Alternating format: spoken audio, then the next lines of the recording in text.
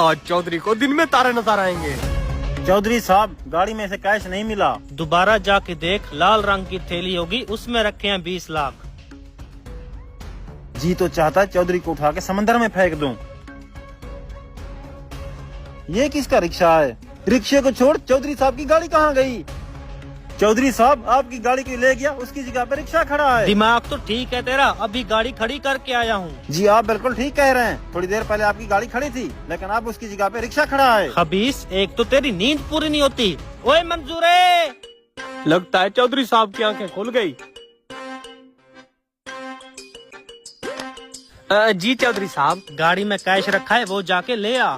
जनाब, आपने बोला था कि गाड़ी का दरवाजा खोलने की इजाजत तो सिर्फ ड्राइवर को है। कम वक्त, इसकी नींद पूरी नहीं होती, इसलिए तुझे बोला। अभी लाता हूँ जनाब। हाय ओए,